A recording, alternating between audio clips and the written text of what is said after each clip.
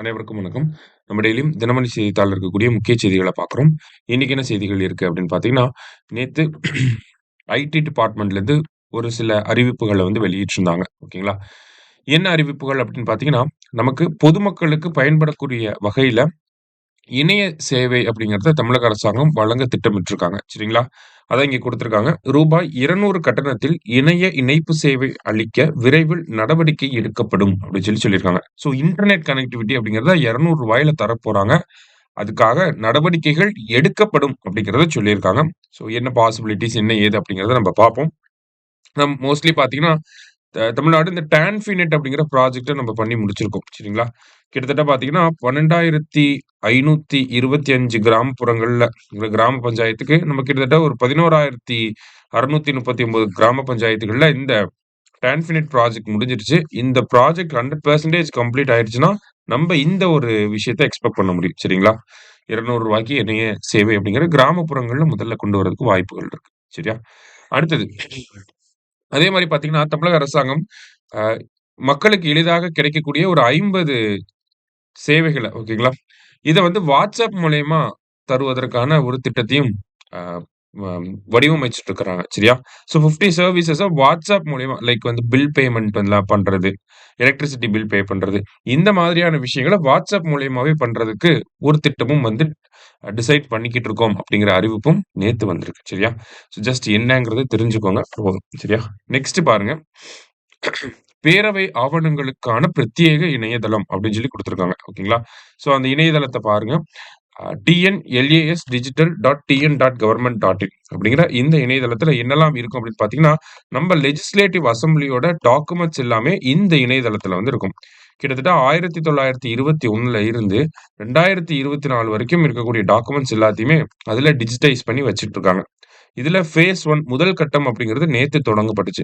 இந்த ஃபேஸ் 1ல பார்த்தீங்கன்னா, 1952ல இருந்து 2004 வரைக்கும் இருக்கக்கூடிய 2024 வரைக்கும் இருக்கக்கூடிய டாக்குமெண்ட்ஸ் எல்லாத்தையுமே டிஜிட்டைஸ் பண்ணி அந்த வெப்சைட்ல வச்சிருக்காங்க. ஓகேவா? 2வது கட்டமா 1921லேருந்து 1952 வரைக்கும் இருக்கக்கூடிய டாக்குமெண்ட்ஸ ரெடி பண்ண போறோம் அப்படிங்கிறதையும் அரசாங்கம் சொல்லியிருக்காங்க. சரியா? அதுதான் இந்த செய்தியில நம்ம பார்க்குறோம். நெக்ஸ்ட் பார்த்தீங்க அப்படின்னா இங்க சூரிய சக்தி மின் உற்பத்தியில் தமிழகத்திற்கு 4வது இடம் அப்படின்னு சொல்லி குடுத்திருக்காங்க. தமிழகத்தோட அந்த கெப்பாசிட்டி பார்த்தீங்கன்னா, 10,153 மெகாவாட்டா இருக்கு. ஓகேங்களா? 10,153.48 மெகாவாட் தமிழ்நாட்டோட கெப்பாசிட்டி. ஓகேங்களா? கிட்டத்தட்ட 10 ஜிகாவாட்ன்னு கூட நம்ம சொல்லலாம். ஓகேவா? இதுல தமிழ்நாடுக்கு வந்து 4வது இடம் அப்படிங்கிறது கிடைச்சிருக்கு. முதல் இடத்துல வந்து பார்த்தீங்கன்னா, டாப் ஸ்டேட் யாருன்னா ராஜஸ்தான். சூரிய சக்தினாலே எப்பயுமே ராஜஸ்தான் தான் டாப்பு. 2வதா எப்பயுமே வந்து குஜராத் தான் இருப்பாங்க. சரியா?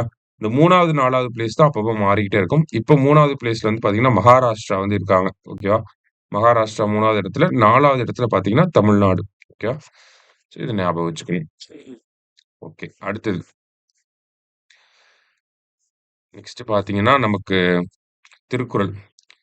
திருக்குறள் என்ன சொல்லியிருக்காங்க அப்படின்னா, ஓவுதல் வேண்டும் ஒளிமால்கும் செய்வினை அதும் எண்ணும் அவர் அப்படின்னு சொல்லி குடுத்திருக்காங்க. சரியா? மென்மேலும் உயர்வோம் என்று விரும்பி முயல்கின்றவர் தம்முடைய புகழ் கெடுவதற்கு காரணமான செயலை செய்யாமல் விட வேண்டும். நம்ப அடுத்தடுத்த கட்டங்களுக்கு போகணும்னு நினைக்கிறோம். அப்படி நினைக்கக்கூடிய நபராக நம்ம இருக்கப்ப, நம்ப நம்பள ப்ளேம் பண்ற மாரியான விஷயங்கள பண்ணிறக்கூடாது. சரியா? திருக்குறள் எண் 653 அதிகாரம் வினை தூய்மை. சரியா? ஸோ இங்க பார்த்தீங்கன்னா, பள்ளி கல்வித்துறையிலிருந்து அ அந்த அமைச்சர் வந்து சில விஷயங்கள வந்து சொல்லியிருக்கார். நமக்கு ஜஸ்ட் ரிவிஷன் பண்ற மாரி இருக்கக்கூடிய விஷயங்கள மட்டும் பார்த்துப்போம். ஓகேங்களா? ஸோ 1098 அப்படிங்கிறது சைல்டு ஹெல்ப்லைன் நமக்கு. ஓகேங்களா? 1098 அப்படின்னா சைல்டு ஹெல்ப்லைன். ஸ்டூடண்ட்டோட எக்ஸாம் ஹெல்ப்லைன் நம்பர் தான் வந்து பார்த்தீங்கன்னா, 14417 அப்படிங்கிறது ஸ்டூடண்ட் எக்ஸாம் ஹெல்ப்லைன் நம்பர் அப்படின்னு சொல்லுவாங்க. சரியா? 14417 எக்ஸாம் ஹெல்ப்லைன். 1098னா சைல்டு ஹெல்ப்லைன்.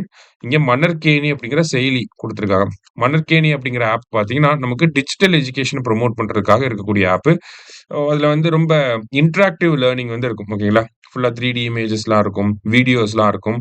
அத பார்த்து நமக்கு புரியாத பிசிக்கல் கான்செப்ட்ஸ், ஜியோகிராபிக்கல் அண்டர்ஸ்டாண்டிங் எல்லாத்தையுமே அதுல நமக்கு ஒரு படமா போட்டு குடுத்திருப்பாங்க. அதனால ஈஸியா புரிஞ்சிரும். சரிங்களா? ஒரு வீடியோவாவே இருக்காங்க. ஸோ அதான் அந்த மணற்கேணி அப்ளிகேஷன் அப்படிங்கிறது. அடுத்தது தனியார் பள்ளிகள்ல அ கட்டணம் அதிகமா வசூலிக்கிறாங்க அப்படிங்கிற காரணத்துக்காக தான் இந்த பாலசுப்ரமணியன் கமிட்டி அப்படிங்கிறத போட்டிருப்பாங்க. சரியா? ஸோ அத பேஸ் பண்ணி தான் நம்ம ஃபீஸ்லாம் கலெக்ட் பண்ணணும் அப்படிங்கிற அந்த ஒரு அந்த ஒரு விஷயத்த பேசியிருப்பார். சரிங்களா? பாலசுப்ரமணியன் கமிட்டி.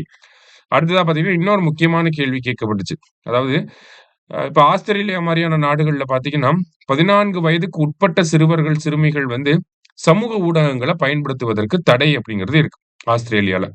அந்த மாதிரியான தடைய தமிழக அரசாங்கம் பரிசீலனை செய்யுமா? அப்படிங்கிறத கேட்டிருந்தாங்க. அதுக்கான விடையாக நம்மளுடைய அமைச்சர் என்ன சொல்லியிருக்காரு அப்படின்னா, 14 வயதுக்கு உட்பட்ட சிறுவர், சிறுமிகளுக்கு இந்த சமூக ஊடகங்கள தடை செய்வது தமிழ்நாடுன்ற ஒரு மாநிலம் மட்டும் நினைச்சா அது முடியாது. மத்திய அளவுல மத்திய அரசாங்கம் நாடு முழுவதும் இந்த மாதிரியான ஒரு நடைமுறைய கொண்டு வரணும். ஏன்னா, அதுக்காக திருத்த வேண்டிய சட்டங்கள் அப்படிங்கிறது அதிகமா இருக்கு. அது மாநில அரசாங்கம் பண்றத விட மத்திய அரசாங்கம் பண்றா தான் இன்னும் சரியாக இருக்கும் அப்படிங்கிறத எடுத்து சொல்லியிருக்கிறாங்க. சரியா? ரைட். அடுத்ததா பார்த்தீங்க அப்படின்னா, வேற என்ன செய்திகள் இருக்குன்னா, இந்த இடத்துல பாருங்க. அ 2 மாவட்டங்களில் ஸ்டெம் ஆய்வகங்கள் அப்படின்னு சொல்லி குடுத்துருக்காங்க. ஓகேவா? ஸோ ஸ்டெம் அப்படின்னா science, technology, engineering and mathematics. So இதுல மாணவர்களோட இன்ட்ரெஸ்ட் இந்த ஸ்டெம் கோர்சஸ்ல வந்து கொண்டு வரணும் அப்படிங்கிறதுக்காக ஸ்டெம் லேப்ஸ் அப்படிங்கிறது 2 இடத்துல வரப்போகுது அப்படிங்கிறத சொல்லியிருக்காங்க. எங்க வரப்போகுதுன்றத சொல்லல. ஓகேங்களா? ஆல்ரெடி பார்த்தீங்கன்னா, நமக்கு ஸ்டெம் எஜுகேஷன ப்ரமோட் பண்றதுக்காக தான் வானவில் மன்றங்கள் அப்படிங்கிறது இருக்கு. ஓகேங்களா? இந்த வானவில் மன்றங்கள் அப்படிங்கிறது ஸ்டெம் எஜுகேஷன வந்து ப்ரமோட் பண்றதுக்காக ஆல்ரெடி இருக்கக்கூடிய விஷயம். இப்ப என்ன வரப்போகுதுன்னா, ஸ்டெம் லேப்ஸ் அப்படிங்கிறது வரப்போகுது. சரியா? அடுத்தது வேற என்ன செய்திகள் இருக்கு அப்படின்னு பார்த்தீங்கன்னா, தமிழ்நாட்ல இந்தியாவுல இஸ்ரோவோட முன்னாள் தலைவராக இருந்த கஸ்தூரிரங்கன் அவர்கள் வந்து இறந்து போயிட்டார். சரிங்களா? ஸோ கஸ்தூரிரங்கன் அவர்கள பொறுத்தவரைக்கும் பார்த்தீங்கன்னா, இஸ்ரோவோட 5வது சேர்பெர்சனா வந்திருப்பார். சரிங்களா? 5த் சேர்பெர்சன் ஆஃப் இஸ்ரோ 1994ல இருந்து 2003 வரைக்கும் இவரு இஸ்ரோவோட சேர்பெர்சனா இருந்திருப்பார். சரியா? அடுத்ததா பார்த்தீங்க அப்படின்னா, இவர பொறுத்தவரைக்கும் இந்தியாவுல ஜிஎஸ்எல்வி, பிஎஸ்எல்வி போன்ற இந்த விஷயங்கள் அ அ வர்றது வந்தது எப்பன்னா, இவரோட டைம் பீரியட்ல தான். சரிங்களா? அதே மாரி நமக்கு IRS Indian remote sensing satellite, Cartosat அப்படிங்கிற சேட்டலைட். அடுத்ததா பார்த்தீங்கன்னா, ஓசன் ஷாட் அப்படிங்கிற சேட்டலைட். இந்த மாரி நெறைய சேட்டலைட்ஸும் இவர் டைம் பீரியட்ல வந்திருக்கும். அடுத்ததா பார்த்தீங்கன்னா, சந்திராயன் 1க்கான ப்ராஜெக்ட் அப்ரூவல் அப்படிங்கிறது 2003ல இவரு சேர்பெர்சனா இருக்கப்ப தான் கிடைச்சிருக்கும். இந்த மாரி நெறைய விஷயங்கள் வந்து இருக்கு. அது மட்டும் இல்லாம பார்த்தீங்க அப்படின்னா, இவரு மாதவ் கட்கில் தலைமையில ஃபர்ஸ்ட் ஒரு கமிட்டி போட்டிருப்பாங்க. வெஸ்டர்ன் காட்ஸ் ஸ்டடி பண்றதுக்காக. சோ அவரு என்ன சொல்லியிருப்பாரு அப்படின்னு பார்த்தீங்கன்னா, வெஸ்டர்ன் காட்ஸோட 100% ஆஃப் தி ஏரியா வந்து எக்காலஜிக்கலி சென்சிட்டிவ் ஏரியான்னு சொல்லியிருப்பாரு. அதுக்கப்புறமா கஸ்தூரிரங்கன் அவர்கள் தலைமையில 2012ல வெஸ்டர்ன் காட்ஸ பத்தி ஸ்டடி பண்றதுக்காக ஒரு கமிட்டி போட்டிருப்பாங்க. சரியா? அடுத்ததா 2017ல பார்த்தீங்கன்னா, நமக்கு இப்ப இருக்கக்கூடிய புதிய கல்விக் கொள்கைய பத்தி பரிந்துரை செய்வதற்காக போடப்பட்ட கமிட்டியும், அதனுடைய தலைவரும் யார் இருந்தாங்கன்னா, கஸ்தூரிரங்கன் அவர்கள் தான் இருந்தாங்க. ஓகேங்களா? இவரோட கமிட்டி தான் வந்து இந்த புதிய கல்விக் கொள்கைய வந்து பரிந்துரை செஞ்சிருப்பாங்க. அதுக்கப்புறம் தான் 2020ல பாலிசியா மத்திய அரசாங்கம் வந்து கொண்டு வந்திருப்பாங்க. சரியா? ஸோ இந்த மாரியான முக்கியமான ஒரு நபராக இருக்கார். ஸோ இந்தியாவுல பார்த்தீங்கன்னா, ஒரு சில நபர்களுக்கு தான் பத்மஸ்ரீ, பத்மபூஷன், பத்ம விபூஷன் எல்லா அவார்டுமே வழங்கியிருப்பாங்க. இப்ப எக்ஸாம்பிள்க்கு நம்மளோட சுவாமிநாதன் அவர்களே எடுத்துக்கலாம். 67ல பார்த்தீங்கன்னா, அவருக்கு பத்மஸ்ரீ, 72ல அவருக்கு பத்மபூஷன், 89ல அவருக்கு பத்ம விபூஷன் அந்த மாரி விருதுகள் வழங்கப்பட்டிருக்கு. அதே மாரி கஸ்தூரிரங்கன் அவர்களுக்கும் பார்த்தீங்கன்னா, 82ல பத்மஸ்ரீ விருது வழங்கப்பட்டிருக்கும். சரிங்களா?